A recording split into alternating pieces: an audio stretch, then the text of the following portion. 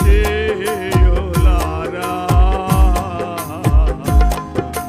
కథలు ఆలకించండి.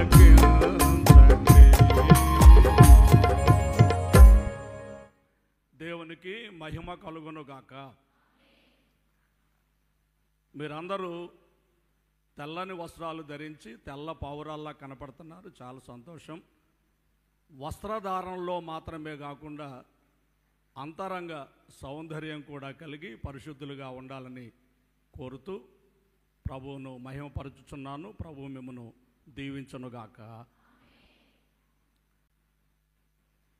ఈరోజు 12 అధ్యాయము 12 వచనము నుండి 16వ వచనం వరకు చదివి అందులో ఉన్నటువంటి వాక్యమును మనము ధ్యానం చేద్దాము. నేను చదువుతున్నాను. 12వ అధ్యాయము 12వ వచనము నుండి. ఇట్లు ఆలోచించుకొని అతడు మార్కు అను మారు పేరు గల యోహాను తల్లి అయిన మరియ ఇంటికి వచ్చాను. అక్కడ అనేకులు కూడి ప్రార్థన చేయుచుండిరి.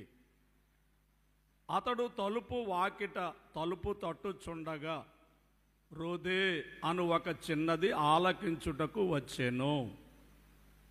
బాబు, ఆమె పేతురు స్వరము గుర్తుపట్టి సంతోషము చేత తలుపు తీయక లోపలికి పరుగెత్తుకొని పోయి పేతురు తలుపు దగ్గర నిల్చున్నాడని తెలిపెను.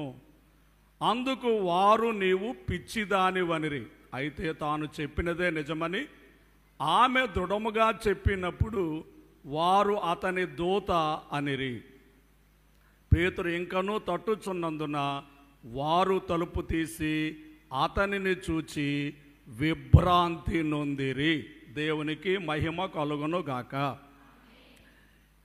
ఈ భాగాల్లో నుండి చాలా క్లుప్తమైన సందేశాన్ని మీకు చెబుతాను. ఎందుకనంటే ఈరోజు మీరు తిరిగి మీ గృహాలకు వెళ్ళే రోజు కాబట్టి పెందలాడే మిమ్మల్ని పంపించాలి. నేను మరి ఎక్కువ సమయం మాట్లాడితే మరి అయ్యగారు వెనకాల మాట్లాడాలి కాబట్టి నేను చాలా తక్కువ సమయం, అంటే నిన్న మాట్లాడినంత ఎక్కువ సమయం కాకుండా చాలా తక్కువ సమయం మాట్లాడాలని నేను ఉద్దేశించుచు ఉన్నాను. గుర్తించండి.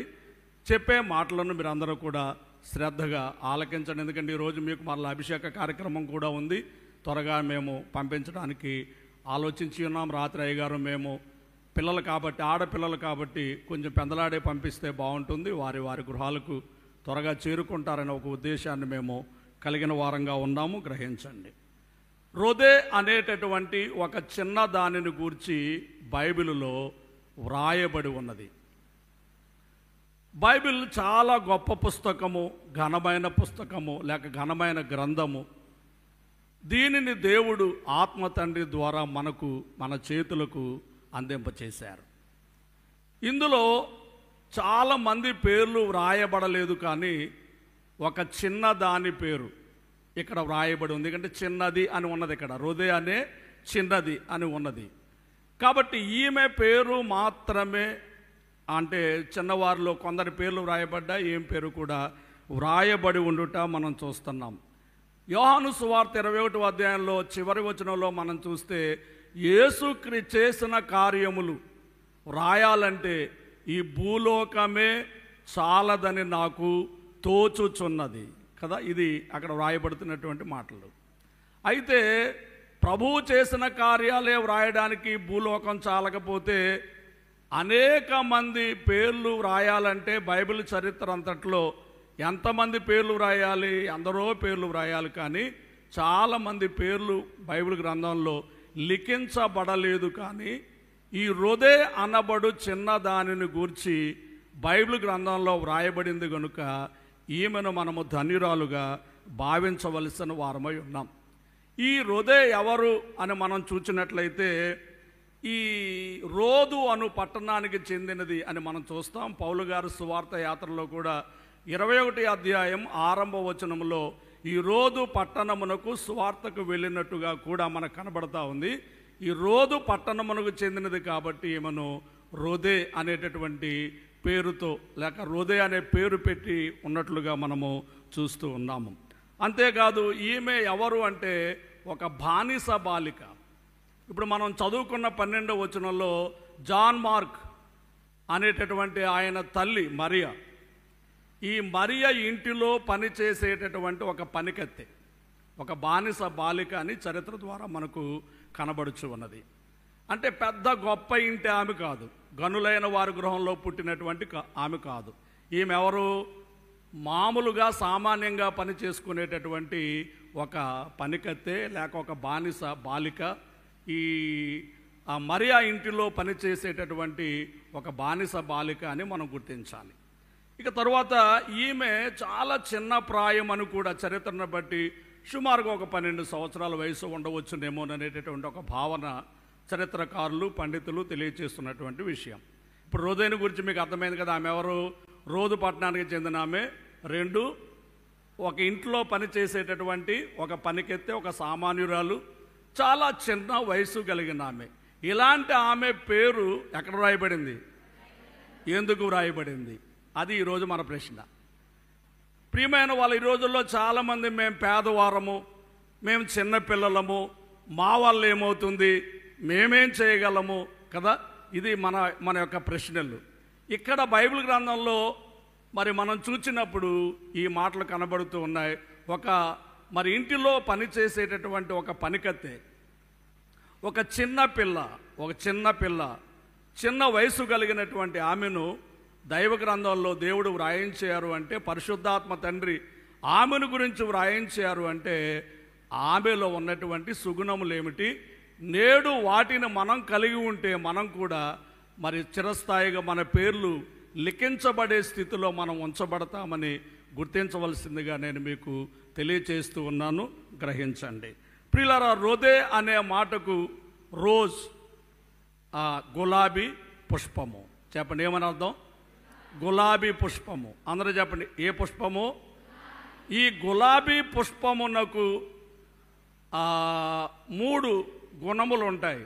1 అందమైనది, 2 సువాసనకరమైనది, 3 ఈ గులాబీ పుష్పంలో ఔషధ గుణములు ఉన్నవి.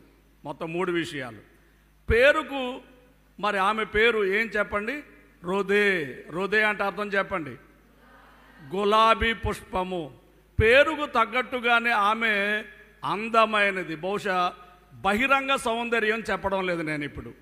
సౌందర్యాల్లో 2 సౌందర్యాలు ఉంటాయి. 1 బహిరంగ సౌందర్యము, 2 అంతరంగ సౌందర్యము. చెప్పండి, 1, 2. బానిస బాలిక గనుక, పనికత్తె గనుక బహుశా బహిరంగ సౌందర్యం అంత గొప్పగా ఉండదేమో కదా. అంత గొప్పగా బహిరంగ సౌందర్యము ఉండకపోవచ్చును. ఉన్నప్పటికీ కూడా దానివల్ల ప్రయోజనం లేదు. ఎందుకంటే జ్ఞాని సొలొమోను తన సామెతల గ్రంథంలో 31 అధ్యాయంలో 30 వచనంలో ఏం చెప్పారు? అందము మోసము, సౌందర్యము వ్యర్థము. అందము మోసము, సౌందర్యము వ్యర్థము. యెహోవా యందు భయభక్తులు కలిగిన స్త్రీ కొనియాడబడును. దేవునికి స్తుతి కలుగును గాక. మీరు ఏ సౌందర్యం కోసం ప్రాకులాడుతున్నారో నాకు తెలియదు కానీ, అవునా, మీరు ఏ సౌందర్యం కోసం, బహిరంగ సౌందర్యం కోసం ప్రాకులాడుతున్నారో, అంతరంగ సౌందర్యం కోసం మీరు ప్రాకులాడుతున్నారో నేను ఎరుగను. కానీ ఈరోజు ఆత్మ తండ్రి నా ద్వారా మీతో మాట్లాడే మాట ఏమిటంటే, అంతరంగ సౌందర్యం కొరకు మీరు అందరూ ప్రయాసపడండి. ఇప్పుడు ఈమె గులాబీ పుష్పం అనే పేరు కలిగినటువంటి ఈమె అంతరంగ సౌందర్యము కలిగినటువంటి కుమార్తెగా మనము గ్రహించగలుగుతున్నాం. దేవునికి మహిమ కలుగును గాక. అందుకే పేతురు గారు తన పత్రిక వ్రాస్తూ, పేతురు రాసినటువంటి మొదటి పత్రిక 3వ అధ్యాయము, పేతురు రాసినటువంటి మొదటి పత్రిక 3వ అధ్యాయం 3-4 వచనాలు మనం చూస్తే, అక్కడ స్త్రీలు ఎలా ఉండవలసి ఉన్నారో అక్కడ కనబడుచు ఉన్నది. మొదటి వచనంలోనే ఏమన్నాడు? మీ స్వపురుషులకు లోబడి ఉండండి అంటూ, ఆ 3వ వచనంలో బహిరంగ మరి సౌందర్యమును గూర్చి జడలు అల్లుకొనుట, బంగారు నగలు పెట్టుకొనుట, వస్త్రములు ధరించుకొనుట అనేటటువంటి వెలుపటి అలంకారము మీకు అలంకారముగా ఉండక, సాధువైనట్టు మృదువైనట్టు గుణమును అక్షయాలంకారము గల మీ హృదయపు అంతరంగ స్వభావము మీకు అలంకారముగా ఉండవలెను. అది దేవుని దృష్టికి మిగులా. దేవునికి స్తుతి కలుగునుగాక. ఏది దేవుని దృష్టికి మిగులు విలువగలది? అంతరంగ సౌందర్యము. ఒకసారి మనం పాత నిబంధనలోనికి వెళితే వస్తీ ఎస్తేరు, అవునా? ఎస్తేరు గ్రంథంలో మొదటి రాణి ఎవరు? వస్తీ.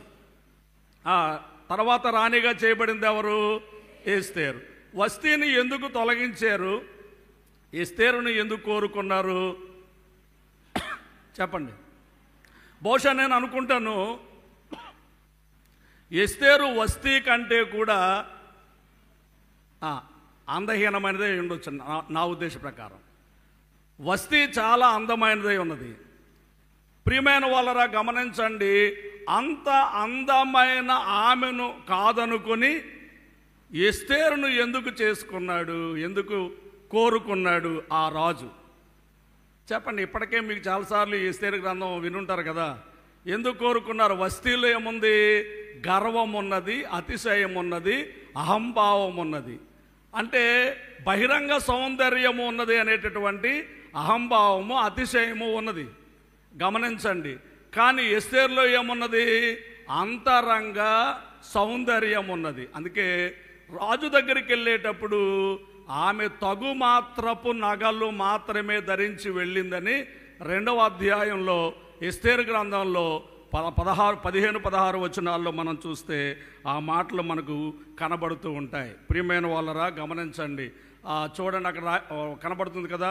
మొర్దెకై తన కుమార్తెగా స్వీకరించుకున్న తన పినతండ్రి అయినటువంటి అబీహాయిలు కుమార్తె యగు ఎస్తేరు రాజునొద్దకు వెళ్ళుటకు వంతు వచ్చినప్పుడు స్త్రీలను కాయు రాజు యొక్క షండుడైన హేగే నిర్ణయించిన అలంకారము గాక మరి ఏమియు, ఆ అలంకారము కాకుండా మరి ఏమియు ఎస్తేరును చూచిన వారందరికీ ఆమె యందు దయ పుట్టెను. దేవునికి స్తుతి కలుగును గాక. మనల్ని చూచే వారందరికీ మనము దయ పుట్టేవారు. మనల్ని చూసే వారందరికీ మన మీద ఏం కలగాలి? ప్రేమ కలగాలి, దయ కలగాలి, కనికరం కలగాలి. మనం చూసే వాళ్ళందరికీ ఈమె గర్విష్టి, ఈమె కోపిష్టి, ఈమె అహంభావి, ఈమె అతిశయంగా ఉంటుంది అనేటట్టుగా మనం జీవించడం కాకుండా మనల్ని చూసే వారందరికీ మనం ఎలా కనబడాలి? దయ కలిగించగలిగే వారంగా, ప్రేమ మన యందు పుట్టేటట్టు వారంగా మీరందరూ, యవనస్తులారా, కుమార్తెలారా, మీరందరూ అలాగూ జీవించాలని మీకు మనవి చేస్తున్నాను. ఇప్పుడు రొదే అనేటటువంటి ఈమె అందమైనది. గులాబీ పుష్పము ఎలాగూ అందమైనదో రొదే అనే ఆమె కూడా అందమైనది. ఏ అందము? ఇన్నర్ బ్యూటీయా, అవుటర్ బ్యూటీయా? అంతరంగమా, బహిరంగమా? మీరు దేనికోసం ప్రయాసపడుతున్నారు? మీరు దేనికోసం ప్రయాసపడుతున్నారు? అబద్ధాలు చెప్పకూడదని మీరు అందరూ సైలెంట్ అయిపోయారు. చాలా వందనాలు మీ అందరికీ. ఎందుకంటే ఎక్కడో మూల బహిరంగ సౌందర్యం కోసం పాకులాడుతున్నారు కదా. ఇప్పుడు అంతరంగ సౌందర్యం అంటే అబద్ధాలు చెప్పినట్టు అవుద్దని మాట్లాడుకున్నట్టున్నారు మీరు.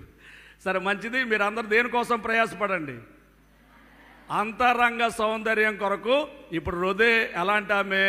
సౌందర్యము కలిగిన ఆమె. దేవునికి మహిమ కలుగును గాక. 2, ఈ పుష్పంలో సువాసన. అవునా, ఏముంది? సువాసన. అలాగే రొదేలో కూడా ఏమున్నది అంటే సువాసన. సువాసన అంటే ఏమిటి? 2 వాసనలు ఉంటాయి. దుర్వాసన అంటే చెడ్డ వాసన, మంచి వాసన. మన పేరు చెప్పగానే, మన స్కూల్లో కానీ, మన ఇంట్లో కానీ, మన ఊర్లో కానీ, మన బంధువుల మధ్య కానీ, మన సంఘంలో కానీ మన పేరు చెప్పగానే మంచిదండి, అమ్మాయి చాలా మంచిది, భక్తిగా ఉంటుంది, విశ్వాసంగా ఉంటుంది, ఆసక్తిగా ఉంటుంది అని అంటారా? అది సువాసన. అలా అనకుండా ఆమె చాలా కోపిష్టండి, గర్విష్టండి, అతిశయమండి, అహంభావం అండి, అసూయపరురాలండి, పనికిమాల పనులు చేస్తూ ఉంటుందండి. అదేంటది? దుర్వాసన. అర్థం కాలేదా? చెప్పండి, అదేంటది? ఇప్పుడు మీ నుండి సువాసన వస్తుందా, దుర్వాసన వస్తుందా? ఏమా, మీ నుండి దుర్వాసన వస్తుందా, సువాసన వస్తుందా? ఈమె సువాసన, పేరుకు తగ్గట్టుగానే ఎలాంటిది? ఆమె సువాసన కలిగినది, సువాసన కలిగినది. అందుకే పౌలు గారు వాక్యంలో చూడండి ఒకసారి, కొరింథీయులకు రాసినటువంటి 2వ పత్రిక 2వ అధ్యాయము 15వ వచనము. కొరింథీయులకు రాసినటువంటి 2వ పత్రిక 2వ అధ్యాయము 15. రక్షింపబడు వారి పట్లను నశించు వారి పట్లను మేము దేవునికి క్రీస్తు సువాసనయై ఉన్నాము. దేవునికి స్తుతి కలుగునుగాక. మీరందరూ ఈ మాట చెప్పగలరా? మీరందరూ మేము క్రీస్తు సువాసనయై ఉన్నాము చెప్పగలరా ఈ మాట? ఈరోజు హృదయం గురించి పరిశుద్ధాత్మ తండ్రి మీతో మాట్లాడుతున్నారు. అలాగ రూపాంతరం చెందండి. నిన్న మనం తిమోతి గురించి చెప్పుకున్నట్టే ఈరోజు మనం హృదయం గురించి నేర్చుకుంటున్నాం. హృదయ ఏ విధంగా సువాసనకరమైనదో ఇక్కడ పౌలు గారు చెప్పే మాటలవి. మేము నశించే వారి పట్ల, అలాగే రక్షింపబడే వారి పట్ల, వారి పట్ల వీరి పట్ల కూడా మేమై ఉన్నాము అంటే క్రీస్తు సువాసనయై ఉన్నాము. దేవునికి స్తుతి కలుగునుగాక. దేవునికి స్తోత్రం కలుగునుగాక. గమనించాలని మీకు మనవి చేస్తూ ఉన్నాను. కొత్త నిబంధన పాఠంలో మనం చూసినప్పుడు యేసుక్రీస్తు వారు ఒక ఇంటికి వెళతారు, మనకు తెలిసిన విషయమే. అక్కడ ఒక మరియ అనేటటువంటి ఆమె 12వ అధ్యాయంలో యోహాను సువార్తలో బేతనియ గృహంలో మరియా అనే ఆమె అచ్చజటామాంసి అతను తీసుకుని వచ్చి ఆయన పాదాలకు పూసి ఆ తల వెంట్రుకలతో ఆమె తుడిచినట్టుగా మనం చూస్తాం. అక్కడ రాయబడిన మాట ఏమిటంటే ఆ అత్తరు వాసన ఇల్లంతయు నిండెను. ఆ వాసన ఏమైందట? ఆ సువాసన ఇల్లంతా, నువ్వు ఉన్న నీ ఇంటిలో నీ సువాసన వెదజల్లాలి, నీ ఉన్న నీ కాలేజీలో నీ సువాసన వెదజల్లాలి, నీ ఉన్న నీ ఆ ఉద్యోగం చేసే స్థలంలో, ఆ రాత్రి ఒక అమ్మాయి చెప్పారు కదా, తను ఉద్యోగం చేసే స్థలంలో ఆమెను బట్టి వారి సహోద్యోగులు ప్రిన్సిపాల్ గారు కూడా ఒకప్పుడు ఆమెను వ్యతిరేకించారు. కానీ రాను రాను నువ్వు నమ్ముకున్న నీ దేవుడు గొప్పవాడని సాక్ష్యం ఇచ్చారని రాత్రి ఒక పాప చెప్పారు కదా.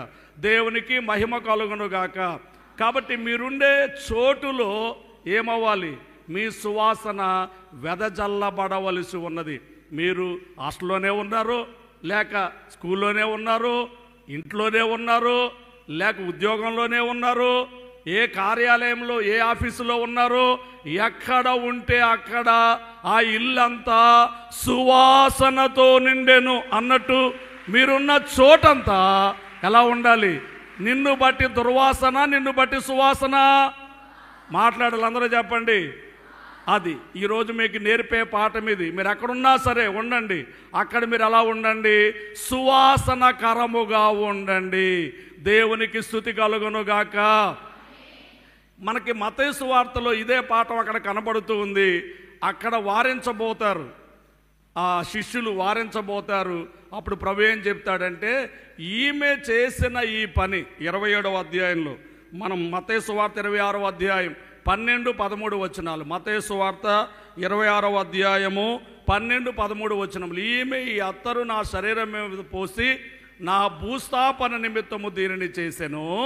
సర్వలోకమందు ఈ సువార్త ఎక్కడ ప్రకటింపబడునో అక్కడ ఈమె చేసినదియు ఆమె జ్ఞాపకార్థముగా ప్రశంసింపబడును. దేవునికి స్తుతి కలుగునుగాక. ఈమె చేసిన ఈ పని ప్రపంచమంతా, అవునా, ఒక ఇంట్లో మాత్రమే కాదు, ఆఫీసులో మాత్రమే కాదు, కాలేజీలో మాత్రమే కాదు, ఎక్కడ ఆమె చేసిన పని గురించి ప్రభువే ప్రశంసిస్తున్నారు.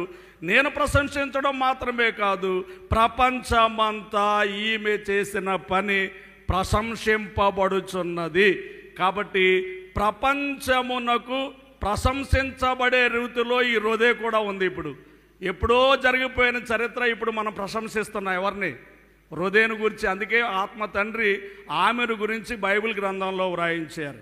ఆమెను గురించి బైబిల్ గ్రంథంలో వ్రాయించారు. ఈరోజు మనం చదువుకుని ఆమెను ఏం చేస్తున్నాం? మనం ప్రశంసించుచున్నాము, ఆమెను పొగుడుతున్నాము, కొనియాడుచున్నాము. దేవునికి స్తుతి కలుగునుగాక. ఆమె వలె ఉండవలనని మార్గదర్శకంగా ఆమెను మనము చదువుకుంటున్నాం, నేర్చుకుంటూ ఉన్నాం. గనుక గుర్తించవలసిందిగా మీకు మనవి చేస్తూ ఉన్నాను. గమనించండి. కొంచెం ముందుకు వెళదాం. కొంచెం ముందుకు వెళితే 3వ మాట ఏం చెప్పాను? 3వ మాట ఔషధ గుణాలు ఉన్నాయి. ఇప్పుడు ఈ బహిరంగ సౌందర్యానికి వాడేదాన్ని దానిలో రోజ్ వాటర్ అంటారు. ఈ స్త్రీలు దాన్ని రాసుకుంటూ ఉంటారు కదా, పురుషులు కూడా రాసుకోవచ్చులేండి. మొత్తం మీద బహిరంగ సౌందర్యమునకు ఉపయోగపడే దానిలో ఇదొకటి. ఏది? ఈ రోజు వాటర్ అనేది అదొకటి. అంతేకాకుండా ఔషధాల్లో చాలా వరకు, ఆయుర్వేద మెడిసిన్లో చాలా వరకు ఈ యొక్క గులాబీ పుష్పమును వాడుతూ ఉంటారు. గులాబీ పుష్పాన్ని వాడుతూ, అంటే దీంట్లో ఏముంది? బహిరంగ సౌందర్యమునకు అవసరమైనటువంటి ఔషధ గుణాలు ఉన్నాయి. అలాగే అనేకమైనటువంటి మందులలో వాయా జబ్బులను నిన్న మనం చెప్పుకున్నాం కదా, నీ కడుపు జబ్బు నిమిత్తము ద్రాక్ష రసము పుచ్చుకునమన్నట్టుగా ఆహార ఔషధాల్లో ఈ గులాబీ కూడా ఒకటి అన్నమాట. ఆహార ఔషధాల్లో ఈ గులాబీ కూడా ఒకటి. అంచేత ఔషధ గుణములు అలాగే బహిరంగ సౌందర్యమును కలిగింప చేసేటటువంటి గుణములు ఈ గులాబీ పుష్పములో ఉంచబడినట్టుగానే ఈ రొదే అనేటటువంటి ఈ కుమార్తెలో కూడా మరి గొప్ప లక్షణములు ఇమిడ్చబడి ఉన్నవి. ఏమిటా గొప్ప లక్షణములు? క్లుప్తంగా నేను చెప్తాను. చాలా ముందే చెప్పాను కదా, చాలా క్లుప్తంగా ఈరోజు నేను మాట్లాడబోతూ ఉన్నట్టుగా నేను మీకు తెలియచేశాను. కాబట్టి ముందు పేరుకు అర్థం చెప్పాను, మీకు రోదే అనే పేరుకు అర్థం చెప్పాను. మీరందరూ చెప్పేయండి ఒకసారి. రోదే అనే పేరుకు మొదటి అర్థం అమ్మా గులాబీ పువ్వు. గులాబీ పువ్వులో 3 గుణాలు ఉన్నాయి. గులాబీ పువ్వులో 3 గుణాలు ఉన్నాయి. మొదటి గుణము అందమైనది. ఏ అందము? బహిరంగ అందమా లేకుంటే అంతరంగ అందమా? రైట్. గులాబీకి బహిరంగ అందమే ఉంటుంది, కానీ రోదేలో అంతరంగ అందం ఉంది. సరే, మంచిది. 2, మనం ఇప్పుడు దుర్వాసనగా ఉండాలా సువాసనగా ఉండాలా? Very good. 3వది ఏమిటి?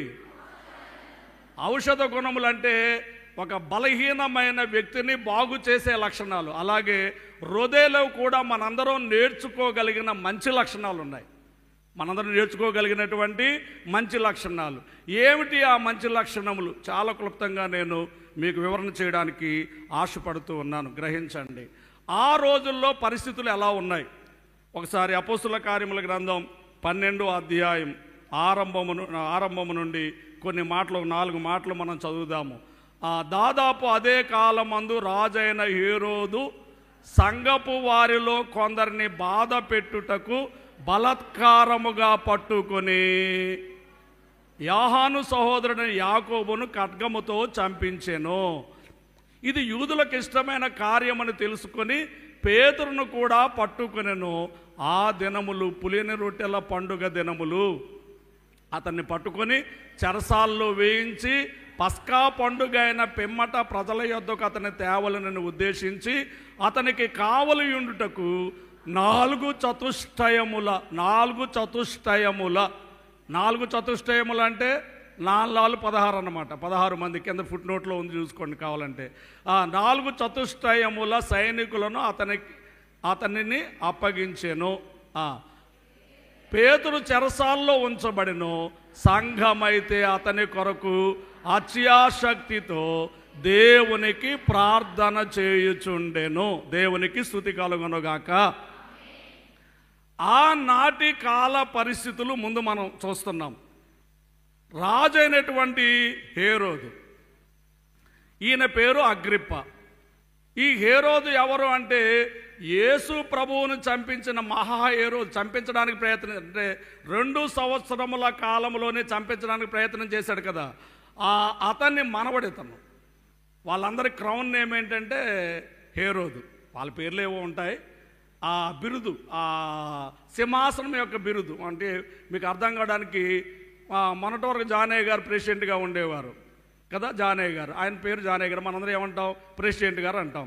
ఇప్పుడు ఎవరు ప్రెసిడెంట్గా ఉన్నారు? అద్భుత కుమారయ్య గారు ప్రెసిడెంట్గా ఉన్నారు. ప్రెసిడెంట్ అంటాం. వారికి పేరు లేదా?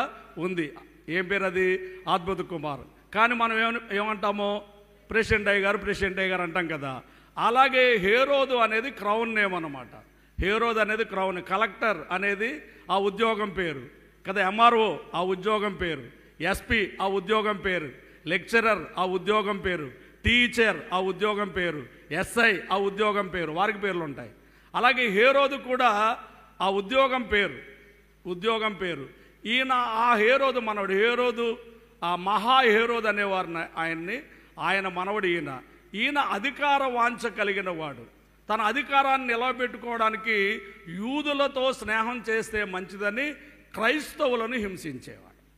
యూదులతో స్నేహం కోసం క్రైస్తవులను హింసించేటటువంటి గుణం కలిగిన వాడు ఎవరు? హేరోదు. గమనించండి, ఈ హేరోదు ఏం చేశాడు? శిష్యుల్లో ఒకడైనటువంటి యాకోబు గారిని ఖడ్గంతో చంపించాడు. 2వ వచనంలో యాకోబు అంటే యోహాను గారి యొక్క సహోదరుడు, యేసు ప్రభు శిష్యుల్లో ఒక ఆయన.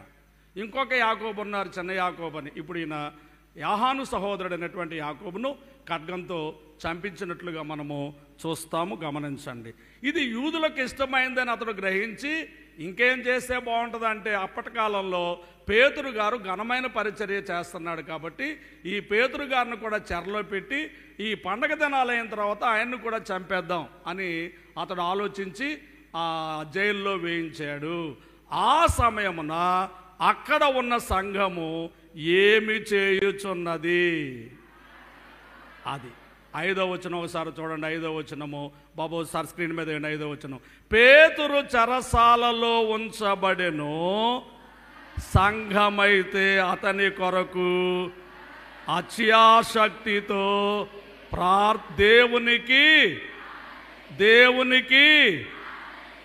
దేవునికే స్తుతి కలుగును గాక. సంఘం ఏడుస్తూ కూర్చుందా? మాట్లాడాలి. సంఘం ఏడుస్తూ కూర్చుందా? అయ్యో కడకు మా నాయకుణ్ణి కూడా, పేతురంటే సామాన్యుడు కాదు, అతని నీడ పడితే 5వ అధ్యాయంలో ఉంటుంది, అతని నీడ పడితే చాలు రోగులు బాగుపడిపోతున్నారు. ఆయన రోడ్డు మీద వెళుతూ ఉంటే రోడ్డుకి ఇరువైపులా మరి లేవలేని పక్షవాతాలతో ఉన్నటువంటి వ్యక్తులను కూడా మంచాల మీద పెట్టారట. ఆయన యొక్క నీడ పడితే చాలు రోగులు బాగుపడిపోయారు. ఇలాంటి మహానుభావుణ్ణి కూడా ఏం చేశారు? ఇప్పుడు ఆయన్నే జైల్లో పెట్టేసరికి మా బతుకులేంటి, మా పరిస్థితులు ఏంటని ఏడుస్తూ కూర్చున్నారా? చెప్పండి, ఏడుస్తూ కూర్చున్నారా? ఏం చేస్తున్నారు? సంఘమైతే అతని కొరకు అత్యాశక్తితో ప్రార్థన చేయుచుండెను. దేవునికి స్తుతి కలుగును గాక. ఆ కాలమైన ఈ కాలమైన ఏ కాలమైన రాత్రి ఒక 5-6 వారికి ఉన్నటువంటి ప్రస్తుతం ఉన్న సమస్యలు చెప్పారు కదా. అవునా? రాత్రి చెప్పారు కదా. ఆడబిడ్డలు ప్రార్థన అయిపోయిన తర్వాత కొంతమంది మా ఆఫీసులో ఎలా ఉంది, మా స్కూల్లో ఎలా ఉంది, మా కాలేజీలో ఎలా ఉంది అని కొన్ని విషయాలు చెప్పుకొచ్చారు కదా. కాబట్టి వీటికి పరిష్కారం ఏమిటంటే, ఏ కాలంలోనైనా అన్నిటికీ పరిష్కారం ఏమిటంటే ప్రార్థన. దేవునికి స్తుతి కలుగును గాక. చెడుగెక్కువగుచున్నది భూలోకమున, చెడుగెక్కువగుచున్నది, చెడుగుపై మంచిపై చేయగలదవు నాట్లు విడువక నీ ప్రార్థన కడవరకు పోనీయుడి. నీ ప్రార్థన కడవరకు. దేవునికి స్తుతి కలుగును గాక. చెడుగు ఎక్కువగుచున్నది భూలోకమున, చెడుగు పై మంచి పై చేయగలదగినట్లుగా. అవునా? ఇప్పుడు చెడుగు ఎక్కువ ఉందా, మంచి ఎక్కువ ఉందా? రోజు రోజుకి పెరిగిపోతుంది ఈ చెడుగు. అవునా? రోజు రోజుకి పెరిగిపోతుంది. కాబట్టి ఇప్పుడు మనందరం చేయాల్సిన పని ఏమిటి? అందరూ చెప్పండి అమ్మ, ఏం చేయాలి మనందరము? ప్రార్థన. మీరందరూ ప్రార్థించే ప్రార్థనా పరులుగా ఉంటామని తీర్మానము చేసుకుని వెళ్ళండి ఇక్కడి నుంచి. అవునా? మేమందరం ఏం చేస్తాము? అంతే, దానికి మించిన ఇంకొక ఔషధం లేదు. అవునా? ఈ చెడుగు పోవడానికి మందు ఏమిటంటే ప్రార్థనే. ఇంతకు మించిన ఔషధం ఇంకేముంది? కాబట్టి ప్రార్థన, ప్రార్థన, ప్రార్థన. అంచేతే బహుగా ప్రార్థన చేయండి, బలమును సంపాదించండి, మహిలో కీడును దేవునికి ఎప్పుడు మహిమ కలుగనియండి. దేవునికి స్తుతి కలుగునుగాక. ఆ ప్రార్థించుచున్న గుంపులో ఈ చిన్నది కూడా ఉంది. అవునా? ఏ గుంపులో? సంఘమైతే అతని కొరకు అత్యాశక్తితో కదా. 12వ వచనం చూడండి. ఇట్లా ఆలోచించుకుని అతడు మార్కు అను మారు పేరు గల యోహాను తల్లి అయిన మరియ ఇంటికి వచ్చెను. అక్కడ అనేకులు కూడి ప్రార్థన చేయుచుండిరి. దేవునికి స్తుతి కలుగునుగాక. అనేకులు కూడి ప్రార్థన చేయుచుండిరి. అక్కడ మరియ గృహంలో ప్రార్థన జరుగుతుంది. ఈ హృదయ ఎవరు? ఆరంభంలో చెప్పాను. హృదయ ఎవరు? మరియమ్మ గారి ఇంట్లో పనికెత్తే కదా. మరియమ్మ గారి ఇంట్లో ఎవరు? కాబట్టి బాల్యం నుంచి ఆ ఇంట్లో ఆమె పనికెత్తిగా ఉన్నారు. కాబట్టి ఈ మరియ ఇల్లు అనేక సార్లు దేవుని సంఘం కూడుకోవడానికి ఏర్పరచబడింది కనుక ఆమెకు కూడా ప్రార్థన అలవాటయ్యింది. ఆమె కూడా రక్షణ పొందింది. ఆమె కూడా మారు మనసు పొందింది. ఆమె కూడా వారితో కలిసి మోకాళ్ళుని ప్రార్థన చేయుచున్నది. దేవునికి స్తుతి కలుగునుగాక. అంటే ఈమెలో ఉన్న లక్షణం ఏమిటి? ప్రార్థించుచున్న హృదయ లేక ప్రార్థించుచున్న చిన్నది. మరి మీరు మాట్లాడలేదు. మీరు ప్రార్థించేవారేనా? గమనించండి. ప్రార్థించుచున్న చిన్నది ఎలా అలవాటైందంటే ఆ ఇల్లు పలు పర్యాయములు మనకి బైబిల్ గ్రంథంలో చూస్తే పలు పర్యాయములు మరి శిష్యులైన వారు సంఘము కూడుకోవడానికి ఆ ఇల్లు ఒక వేదికగా ఉన్నది. కాబట్టి ఆ ఇంట్లో ఈమె ఏం చేస్తున్నారు? ప్రార్థన చేయించు ఉన్నారు. గమనించాలని నేను మీకు తెలియచేస్తూ ఉన్నాను. గుర్తించండి, గ్రహించండి. ఈమె ఏం చేస్తూ ప్రార్థన చేస్తూ ఉంది? ఓ పక్కన పని చేసుకుంటూనే ఉంది, ఇంకొక పక్కన చదువుకుంటూ ఉండండి, ఒక పక్క ఉద్యోగం చేసుకుంటూ ఉండండి, ఇంకొక పక్క పోని కూలినాలు చేసుకునే వాళ్ళైతే కూలినాలు చేసుకుంటూ ఉండండి, ఇంకొక ప్రక్క ఈమె పనుల్లోనే పడిపోయి ప్రార్థన లేని కుమార్తె కాదు. ఈమె ఎవరు? పని చేసుకుంటూనే ప్రార్థన చేసే కుమార్తె. దేవునికి స్తుతి కలుగునుగాక. అలాగే మీరు కూడా విద్యను అభ్యసిస్తూనే ప్రార్థనలు చేసుకోండి. మీ ఉద్యోగములు చేసుకుంటూనే ప్రార్థనలు చేసుకోండి. తరువాత సమయం వచ్చి మీకు వివాహం జరిగితే ఆ సంసారం చేసుకుంటూనే చెప్పండమ్మా ఆ ప్రార్థనలు చేసుకోండి. దేవుడు మిమ్మల్ని దీవించునుగాక. కాబట్టి ఈమె ప్రార్థించుచున్న చిన్నది, ప్రార్థించుచున్న కుమార్తె. దేవునికి స్తుతి కలుగునుగాక. 13వ వచనంలో వారు ప్రార్థన చేస్తూ ఉంటే దేవుడు కార్యం చేశారు. ఏం చేశారు కార్యం? పేతురును విడిపించారు. 16 మంది సైనికులకు అప్పగించాడు ఆయన. బహుశా ఒక్కొక్కరు 3 గంటల చొప్పున రాత్రి అంతా కాపలా కాయడానికి 12 గంటలు కదా. 3 గంటలు ఒక బ్యాచ్, 3 గంటలు ఒక నలుగురు బ్యాచ్, 3 గంటలు ఒక నలుగురు బ్యాచ్, 3 గంటలు ఒక నలుగురు బ్యాచ్. అలాగూ వాళ్ళు ఉద్యోగం చేసి ఆయన్ని కాపాడడానికి అంటే అలా ఎందుకు చేశారు? 5వ అధ్యాయంలో మనం చూస్తాము. జైల్లో పెడతారు. వాళ్ళను పెట్టినప్పుడు దేవదూత వచ్చి వాళ్ళని బయటికి తీసుకుపోతాడు. 5వ అధ్యాయంలో ఉంటుంది.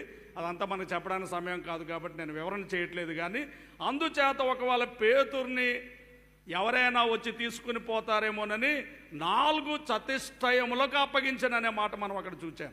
16 మంది సైనికులు కావలుగా ఉన్న అర్ధరాత్రి వేళ దేవుడు ఆ యొక్క దూతను పంపించడం, ఆటోమేటిక్గా అవన్నీ ఊడిపోవడం, జైలు తలుపులు ఆటోమేటిక్గా తెరవబడడం, అదంతా దర్శనం అనుకుంటున్నాడు ఆయన. దర్శనం అనుకుంటూ వచ్చాడు. తీరా వచ్చేసరికి ఆ మరియమ్మ ఇంట్లో కొంతమంది ప్రార్థన చేస్తున్నారు. వచ్చి ఆయన తలుపు తట్టినట్టుగా మనం చూస్తూ ఉన్నాం. ఆ తలుపు తట్టినప్పుడు స్వరము విన్న కుమార్తె. ఎంతమంది ఉన్నారు అక్కడ? బహుశా చాలామంది ఉన్నారు కదా. ఏమి చెప్పండి, చాలామంది ఉన్నారు కదా.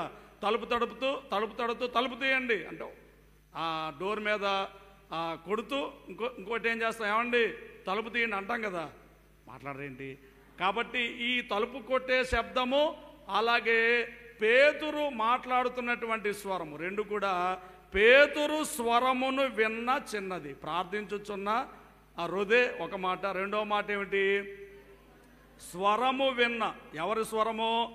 పేతురు స్వరము విన్న కుమార్తె. గమనించండి, గ్రహించండి ప్రియమైన వాళ్ళరా. మరి ఎందుకు ఆమె అలా గ్రహించగలిగింది? ఇప్పుడు నా స్వరం మీరు వింటున్నారు.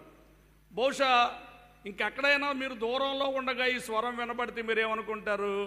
బహుశా భూషణయ్య గారి స్వరమేమో, ప్రెసిడెంట్ అయ్య గారి స్వరం మీరు ఇప్పుడు వింటున్నారు. ఇప్పుడు ఎక్కడైనా దూరంగా మీరు ఉంటారు, స్వరం వినపడుతుంది అనుకుంటే ఏమనుకుంటారు మీ అందరూ? మా అయ్యగారి స్వరమే అంటారా? మాట్లాడరేంటండి, మా అయ్యగారి స్వరమే అంటారు కదా. ఎందుకని? ఆ స్వరము మీరు బాగుగా ఎరుగుదురు. ఎప్పుడు ఎరుగుదురు? ఎక్కువగా వింటున్నారు కాబట్టి. ఇప్పుడు ఈమె స్వరాన్ని గుర్తించింది అంటే, మనిషిని చూడకుండా స్వరాన్ని గుర్తించిందంటే ఈమె ఎలాంటి ఆమె? తరచుగా పేతురు గారి మాటలను, తరచుగా పేతురు గారి బోధను వినుచున్నటువంటి కుమార్తె. దేవునికి స్తుతి కలుగునుగాక. మీరు మీ సేవకుని బోధన తరచుగా వింటున్నారా? తలపోటు వస్తుందని వినడం లేదా? మాట్లాడండి. ఈమె ఎలాంటి ఆమె? ఈమె గుర్తుపట్టింది అంటే, స్వరాన్ని గుర్తించింది అంటే దాని భావం ఏమిటి చెప్పండి? దాని భావం ఏమిటి? తరచుగా ఆ సేవకుని బోధ వింటూ ఉంది కనుక ఆ స్వరాన్ని ఆమె వింటూ ఉన్నది. గమనించాలి. అందుకే యోహాను సువార్త 10వ అధ్యాయంలో కూడా 2 వచనం నుండి 4వ వచనం వరకు అక్కడ కాపరి గొర్రెలు ద్వారమున ప్రవేశించువాడు గొర్రెల కాపరి, అతనికి ద్వారపాలకుడు తలుపు తీయను, గొర్రెలు అతని స్వరమును అతడు తన సొంత గొర్రెలను పేరు పెట్టి పిలిచి వాటిని వెలుపలికి నడిపించును. మరియు అతడు తన సొంత గొర్రెలన్నిటినీ వెలుపలికి నడిపించినప్పుడల్లా వాటికి ముందుగా నడుచును. గొర్రెలు అతని స్వరమెరుగును గనుక అవి అతనిని, నీ యజమాని స్వరమును, నీ బోధకుని స్వరమును, నీ దేవుని స్వరమును నీవు ఎరుగుదువా? భక్తుడు ఎవరో కానీ ప్రశ్నిస్తూ పాట రాశాడు. ఏ సన్న స్వరమన్నా నీవెప్పుడైనా విన్నావా? ఏ సన్న స్వరమన్నా ఆనాడు దేవుడు మోషేను పిలువగా ఆలకించెను స్వరము. ఆనాడు దేవుడు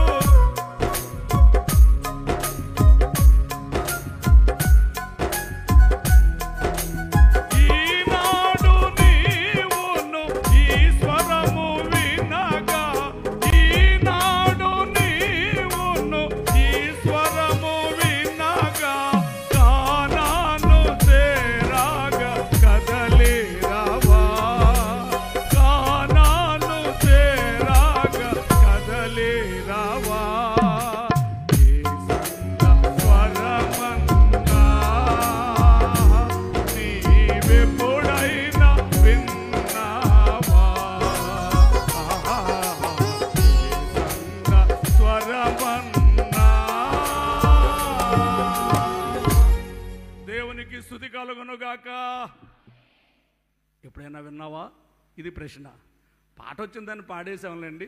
వాయిద్యంలో కూడా చాలా అందంగా ఉంది, బాగా పాడేశాం, బాగానే ఉంది. కానీ ఎప్పుడైనా విన్నావా అని అడుగుతున్నాను. ఏమో ఎప్పుడైనా విన్నారా? ఇప్పుడు ఈమె 1 ప్రార్థించిన ఆమె, 2 స్వరాన్ని విన్న ఆమె. అంత గొప్ప లక్షణం ఆమెలో ఉండిందో చూడండి. 1 ప్రార్థించారు, 2 స్వరాన్ని వింటున్నారు. బైబిల్ మిషన్ అనుభవాలు కూడా ఇవే కదా. అవునా? బైబిల్ మిషన్ అనుభవాలు కూడా ఏమిటి? ప్రార్థన చేయడం మాత్రమే కాదు, స్వరాన్ని వినే అనుభవం. అవునా? నాతో దేవా నాకు కనబడుము, నాతో అందరికీ కనబడుము. ఇదే కదా మన అనుభవం. కాబట్టి ఈ అనుభవం ఎవరిలో ఉంది? హృదయ. అవునా? ఆమెలో ఈ అనుభవం ఉంది. అంచేత ఆమె మనందరికీ మార్గదర్శి. వయసు చిన్నది, ఉద్యోగం చిన్నది కదా. వయసు చిన్నది, ఉద్యోగం చిన్నది, కానీ అందమైనది కదా. అందమైనది, సువాసనకరమైనది, ఆరోగ్యకరమైనది. అవునా? అందమైనది, సువాసనకరమైనది, ఆరోగ్యకరమైనది. ఆమె లక్షణాలను మనం చూచినప్పుడు ప్రార్థించుచున్నది, అలాగే దైవ స్వరమును వినుచున్నది. దేవునికి స్తుతి కలుగును గాక. ఇక 14వ వచనంలో మనం చూస్తే పరవశించుచున్న కుమార్తె. అవునా? 12, 14 అపోస్తుల కార్యముల గ్రంథం 12వ అధ్యాయము 14వ వచనం. ఆమె పేతురు స్వరము గుర్తుపట్టి సంతోషము చేత, ఏంటమ్మా? సంతోషము చేత తలుపు తీయక లోపలికి పరిగెత్తుకొని పోయి పేతురు తలుపు దగ్గర నిలుచున్నాడని తెలిపెను. దేవునికి స్తుతి కలుగును గాక. పరవశించుచున్న చిన్నది, సంతోషముతో గంతులు వేయుచున్న చిన్నది, తమ ప్రార్థనకు నెరవేర్పు కలిగినదని ఆనందించుచున్న చిన్నది. దేవునికి స్తుతి కలుగును గాక. కాబట్టి ప్రార్థనకు నెరవేర్పు వచ్చినప్పుడు మనకేమొస్తాయి? ఆనందం వస్తుంది, గంతులు వస్తాయి కదా. ఆనందము వస్తుంది, గంతులు కూడా వస్తాయి. అందుకే దైవజనుడు దేవదాసయ్య రక్షణ పద్యాలు రాస్తూ ఈ మాట చెప్పారు: మనసు తీరా బోధించడం మాది వంతు, మిగులు దృఢముగా నమ్మడం మీది వంతు, స్వస్థపరుచుట మన ప్రభు అయిన క్రీస్తు వంతు, ఆ తరువాత మేలు పొందిన తర్వాత, స్వస్థత పొందిన తర్వాత గంతులు వేయడం మీ వంతు అని చెప్పారు ఆయన. అవునా? గంతులు వస్తాయి. ఏమొస్తే? ప్రతిఫలం వస్తే, ప్రార్థనకు నెరవేర్పు వస్తే, మనం ప్రార్థించినప్పుడు నెరవేరితే ఏమొస్తుంది? మనందరికీ పరవశము కదా. ఇక్కడ పరవశించుచున్నటువంటి కుమార్తె, సంతోషించుచున్నటువంటి కుమార్తె. ఇంకా ఇదే వాక్యాన్ని బట్టి ఇంకొక మాట, ప్రకటించుచున్న కుమార్తె పరవశం పొంది ఏం చెబుతుంది? 14వ వచనంలో ఆ పేతురు తలుపు దగ్గర నిలుచున్నాడని చెప్పెను. అవునా? పరవశించింది. రెండవది ప్రకటించుచున్నది. అమ్మ, అర్థమవుతుందా? ఏం చేస్తుంది? 12 ఏండ్ల వయసులోనే ఆమె ఏం చేస్తూ ఉంది? ప్రకటించుచున్నది. ప్రకటించుచున్న కుమార్తె, పరవశించిన కుమార్తె మాత్రమే కాదు. ఎలాంటి కుమార్తె? ప్రకటించుచున్న కుమార్తె. గమనించాలని మీకు మనవి చేస్తున్నాను. వాళ్ళు ఏమన్నారు 15వ వచనంలో? నువ్వు పిచ్చిదాని, ఊరుకో. బహుశా ఉద్యోగాన్ని బట్టి బానిస బాలిక కదా, పనికెత్తి కదా, లోకుగా ఉంటుంది కదా. లోకుగా ఉంటుంది కాబట్టి ఏమంటారు? పిచ్చిదాని, ఊరుకో. పైగా చిన్న వయసు కదా. ఒకటి పనికెత్తే, రెండోది చిన్నపిల్ల. కాబట్టి ఎవరు గుర్తిస్తారు ఆమెను కదా? ఎవరు గుర్తిస్తారు ఆమెను? అంచేత ఏమన్నారు? పిచ్చిదాని అన్నారు. లేదు లేదు లేదు లేదు, ఆయనే. ఎవరు? మన అన్నగారు పేతురు గారే, ఆయనే వచ్చాడు అని ఆమె చెబుతూ ఉంది. చూడండి, అయితే తాను చెప్పినదే నిజమని ఆమె దృఢముగా చెప్పినప్పుడు అంటే ఆమెలో ఏముంది ఇప్పుడు? దృఢ విశ్వాసము. నేను విన్న స్వరము పేతురు గారే. అంతే. ఎవరైనా అంతే. మీరేం చెప్పినా లేదు లేదు ఆయనే. ఎవరు? ఏముంది ఆమెలో? అందరూ చెప్పండి, ఏముంది? అంటే ఎవరు అవునన్నా కాదన్నా, నువ్వు పిచ్చిదానివన్నా లేదు లేదు, ఒకవేళ ఆయన దూతేమో అని అన్నా, ముందేమన్నారు? పిచ్చిదాని అన్నారు. లేదు ఆయన వచ్చాడంటే లేదు దూతేమో అన్నారు. చూడండి, అక్కడ 15వ వచనంలో మనం చూస్తే ఆమె దృఢముగా చెప్పినప్పుడు వారు అతని దూత అనిరి. ఒకవేళ అతని దూత వచ్చిందేమో, ఆయన ఎలా వస్తాడు? 16 మంది సైనికుల మధ్య బంధింపబడితే పిచ్చిదానివా, ఊరుకో అన్నారంటే ప్రార్థన చేస్తున్నారు కానీ నిరీక్షణ లేదు, విశ్వాసం లేదు. ఏంటి నిరీక్షణ? నిరీక్షణ అంటే ఏంటి? విశ్వాసం అనేది నిరీక్షింపబడు వాటి యొక్క నిజస్వరూపము అదృశ్యమైనవి ఉన్నవి అనడానికి రుజువు కదా. కాబట్టి ఈమె ఇప్పుడు ఏం చేస్తూ ఉంది? విశ్వాసము కలిగి ఉన్నది, 2 నిరీక్షణ కలిగి ఉన్నది. ఏంటి నిరీక్షణ? దేవుడు పేతురు గారిని చెరసాల్లో నుండి విడిపిస్తాడు. దేవునికి స్తుతి కలుగును గాక. చాలామంది చెప్పే మాట ఏంటంటే, మా అబ్బాయి నీరసంగా ఉన్నాడండి, ప్రార్థన చేస్తున్నాం, ఏమవుతుందో చూడాల. మా అబ్బాయి ఐఏఎస్కి ప్రిపేర్ అవుతున్నాడండి, ఏమవుతుందో చూడాల. ఎస్ఐకి ప్రిపేర్ అవుతున్నాడండి, ఏమవుతుందో చూడాల కదా. ఏమవుతుందో మరి ఇలా మనం మరి అవిశ్వాసంగా మాట్లాడవచ్చునేమో, కానీ ఈమె దృఢమైన విశ్వాసముతో మాట్లాడుచున్న కుమార్తె. దేవునికి స్తుతి కలుగును గాక. పట్టుదల కలిగిన కుమార్తె. వాళ్ళందరూ నువ్వు పిచ్చిదాని అన్నా కానీ ఊరుకోండి, ఆయన ఎవరు, పేతురు గారే అని పట్టుదల కలిగినటువంటి కుమార్తె. తీరా వారు తలుపు తెరిచి చూచేసరికి 16వ వచనంలో, పేతురు ఇంకనూ తట్టుచున్నందున వారు తలుపు తీసి అతనిని చూచి విభ్రాంతి నొందిరి. దేవునికి స్తుతి కలుగును గాక. దేవునికి స్తోత్రం కలుగును గాక. గమనించండి, ఆమెలో ఉన్న లక్షణాలు ఒకసారి మీరు నాకు జ్ఞాపకం చేస్తేనే ముగించేస్తాను. ఇంకా చెప్పేయండి ఏంటి? రోజా పువ్వులో ఉన్న దాని గురించి చెప్పకండి. ఇప్పుడు ఆమెలో ఉన్న లక్షణాలు, రోజాలో ఉన్నవి మనం చెప్పుకున్నాం ముందు. ఏంటి అది కూడా చెప్పండి ఒకసారి. ఏముంది? సౌందర్యము కదా, సౌందర్యము. రెండవది సువాసన. మూడవది ఔషధ గుణము. రైట్. ఇప్పుడు ఆమెలో ఉన్న ఈ లక్షణాలు ఏమిటి? 1, ప్రార్థించేటటువంటి కుమార్తె. 2, స్వరము విన్న కుమార్తె. 3, పరవశించిన లేక సంతోషించిన కుమార్తె. 4, ప్రకటించిన కుమార్తె. 5, దృఢ విశ్వాసము కలిగినటువంటి కుమార్తె. 6, ప్రార్థనకు జవాబు దొరుకుతుందనేటటువంటి నిరీక్షణ కలిగిన కుమార్తె. 5, పట్టుదల కలిగినటువంటి కుమార్తె. వచ్చిన మీ అందరిలో కూడా ఈ లక్షణాలు ఉంటే, సంపాదించుకుంటే మీ పేరు కూడా సువాసనకరముగా ఉంటుంది. దేవునికి స్తుతి కలుగునుగాక. ఇక చివరికి నేను ముగించేసే ముందు ఇంకొక మాట చెప్పి ముగించేస్తాను.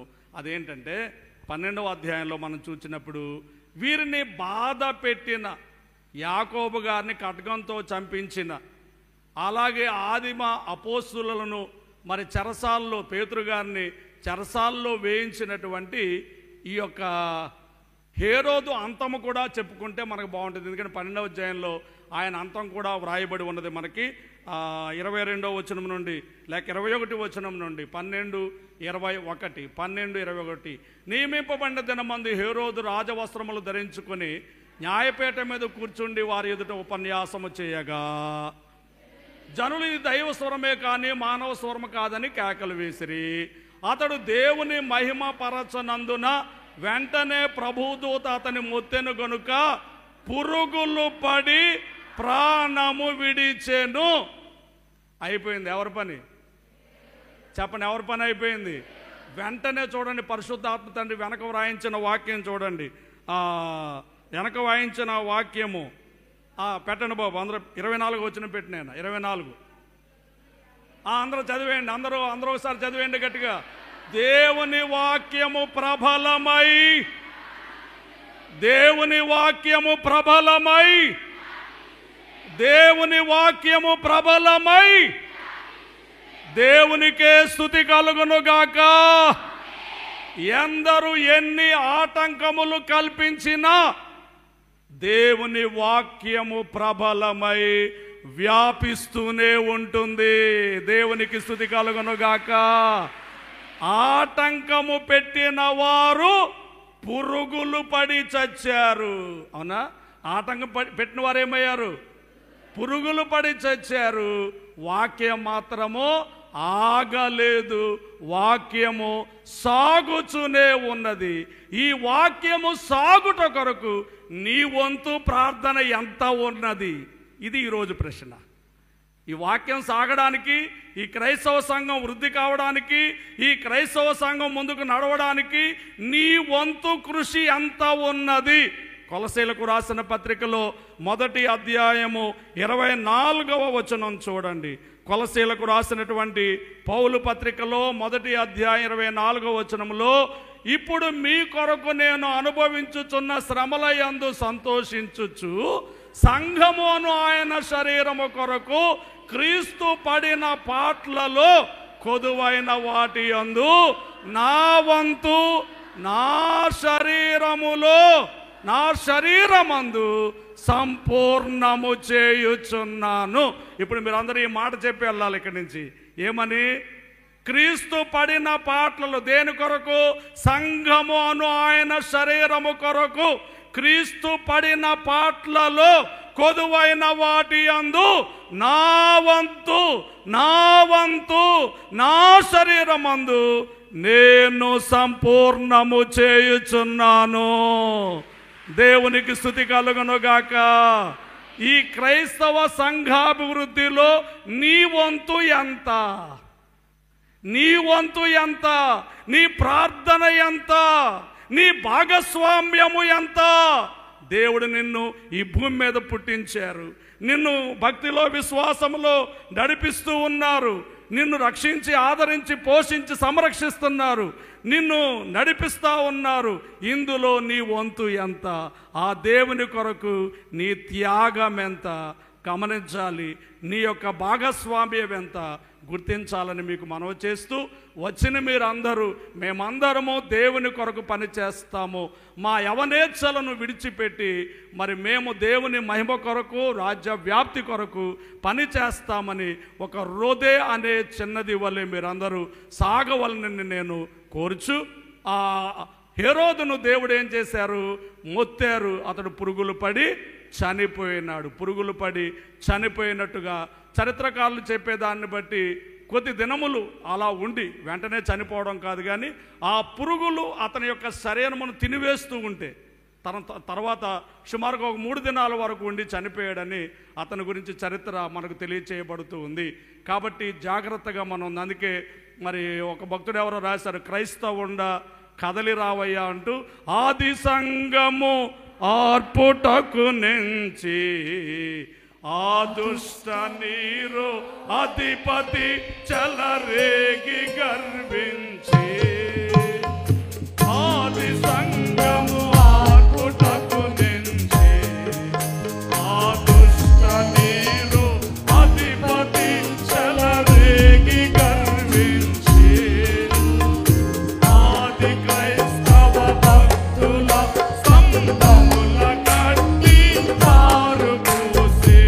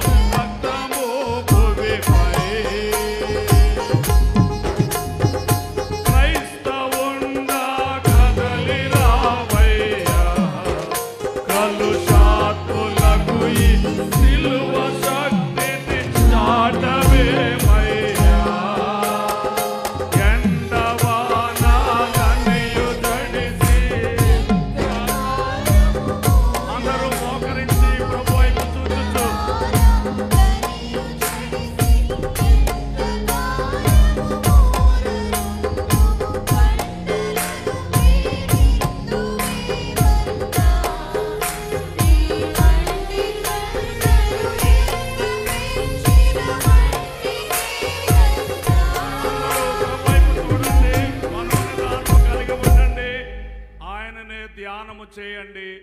మీరందరూ హృదయ వంటి చిన్నదాని వలె ఆ మంచి లక్షణములు కలిగి ఉండి సువాసనకరముగా ఉండుట కొరకు ఆశించండి, ప్రార్థించుకోండి. బహిరంగంగా దైవ సేవకులైనటువంటి సంఘ నాయకులు ప్రార్థన చేస్తారు, ఏకీభవించండి. మహాగణులైన మా తండ్రి, నీ గణనామనకై వందనాలు చెల్లిస్తున్నాము.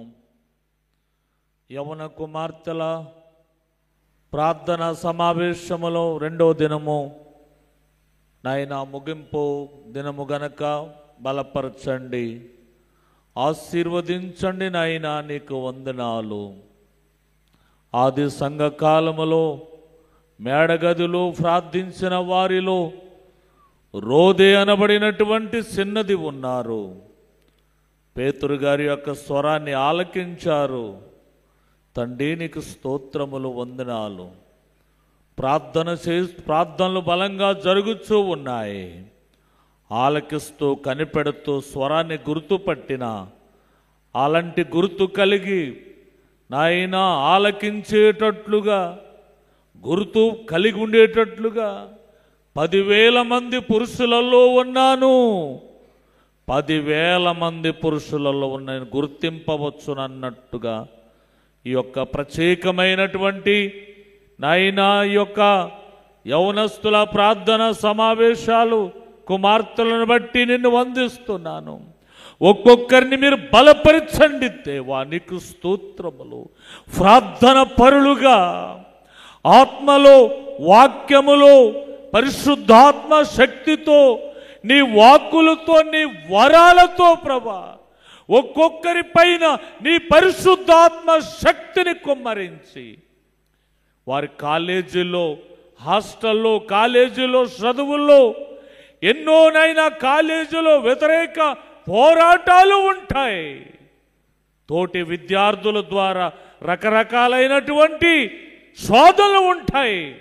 వాటిని నాయన నీ పక్షాన నిలబడి జయించే కుమార్తెలుగా విద్యలో, భక్తిలో, విశ్వాసములో, ప్రార్థనలో, ఉద్యోగములో గొప్పవారిగా చేయమని ప్రార్థన చేస్తున్నాం. నీ ఆశీర్వాదాలు దయచేయమని తండ్రి నీకు వందనాలు.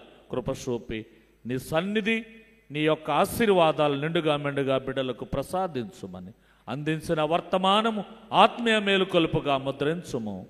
మా ప్రశాంతయ్య గారిని బలముగా తదుపరి వాడుకోమని త్వరగా వచ్చున్న యేసునామములో వేడుకొనుచున్నాం తండ్రి, ఆమేన్. దయగల తండ్రి, మీ ఘననామమునకు స్తోత్రములు. యవనస్తులైనటువంటి కుమార్తెల కొరకైన ఈ ప్రార్థనా కార్యక్రమములో నిన్నటి దినము నుండి మాతో ఉండి కార్యములను మహిమకరముగా జరిగించుచున్న గొప్ప దేవా, మీకు నమస్కారములు. వచ్చిన ప్రతి బిడ్డను మీరు ఆశీర్వదించండి, వచ్చిన ప్రతి బిడ్డను మీరు ఆశీర్వదించండి నాయన. వారి వారి చదువులలో జయమియండి, జ్ఞానమియండి, వివేకమునియండి ప్రభువా, మీకు స్తోత్రములు. వారి వారి ఉద్యోగములలో అభివృద్ధి దయచేయండి ప్రభువా. చదువులు పూర్తి చేసుకుని ఉద్యోగముల కొరకు ఆశించుచున్న వారందరికీ మంచి మంచి ఉద్యోగములను మీరు దయచేయమని కోరుచు ఉన్నాము. మా నాయకులు తెలియచేస్తున్నట్టుగా పెద్ద పెద్ద ఉద్యోగములు, ఘనత కలిగిన ఉద్యోగములను మీరే దయచేయమని ప్రభువా మీ పాదముల చెంత బ్రతిమలాడుచు ఉన్నాము. కలెక్టర్లుగా, ఎస్పీలుగా, గొప్ప గొప్ప జిల్లా ఉద్యోగులుగా, ఘనమైనటువంటి ఉద్యోగులుగా, ఘనత వహించినటువంటి నాయకులుగా ఈ నీ పిల్లలందరినీ సిద్ధపరచుమని కోరుచున్నాము నాయన. మీకే స్తుతులు చెల్లించుచున్నాము. అలాగే ఆత్మీయ సౌందర్యమును కోరుకొను పిల్లలుగా వీరందరినీ తీర్చిదిద్దుమని కోరుచు ఉన్నాము. హృదయలో ఉన్న మంచి లక్షణములు మా తండ్రి, ఆత్మీయ సౌందర్యము, అంతరంగ సౌందర్యము, అలాగే సువాసనకరమైన స్థితి, ఆరోగ్యకరమైన బోధను కలిగి వారు సాగిపోయగలిగే స్థితి ఈ బిడ్డలందరికీ మీరు దయచేయండి ప్రభువా. ప్రార్థించే ప్రార్థనా గుంపుల్లో ఈ పిల్లలు ఉండడానికి, మీ స్వరాన్ని వినేటటువంటి గుంపులో ఈ పిల్లలు ఉండడానికి, పరవశించి సంతోషించే మీ సన్నిధిలో నిలిచి ఉండి నీ సన్నిధిలోనే సంపూర్ణ సంతోషం ఉన్నది కనుక సన్నిధి సంతోషాన్ని అనుభవించే పిల్లలుగా వీరందరినీ చేయమని కోరుచు ఉన్నాము. అలాగే ప్రకటించే పిల్లలుగా వీరిని చేయుమని కోరుచున్నాము నాయన. మీకు స్తోత్రములు చెల్లించుచున్నాము. దృఢ విశ్వాసము గలవారిగా, నిరీక్షణ గలవారుగా, పట్టుదల కలిగిన వారిగా, మీ నామమునకు మహిమ తెచ్చేవారిగా, ఘనత తెచ్చేవారిగా, కీర్తి తెచ్చేవారిగా ఒక్కొక్కరిని మీరు సిద్ధపరచుమని దేవా మీ పాదముల చెంత బ్రతిమలాడుతున్నాం. వీరందరినీ మీ హస్తానికి చిత్తానికి సమర్పణ చేస్తూ ఉన్నాం తండ్రి. ఈ స్థలము నుండి వీరందరూ బలపరచబడి, దీవించబడి, కొన్ని తీర్మానములను చేసుకొని నేను దేవుని మహిమ కొరకు జీవించవలననే తీర్మానము చేసుకొని ఆ ప్రకారము జీవించగలిగిన భాగ్యము, ధన్యత, దీవెన ఒక్కొక్కరికి మీరు ప్రసాదింపచేయము. అలాగే మా నాయకులను ఇక్కడ నిలవబెట్టుకొని బలంగా వాడుకొనము. వారి ద్వారా సందేశము, వారి ద్వారా ప్రార్థనలు మీ నామమునకు మహిమకరముగా జరిగించము. కీర్తి పొందము, ప్రార్థనకు నెరవేర్పునేము. క్రీస్తు దివ్య నామంలో వేడుకొనుచున్నాము తండ్రి, ఆమేన్. నీవేయనే నమ్మిక యేసు నాకు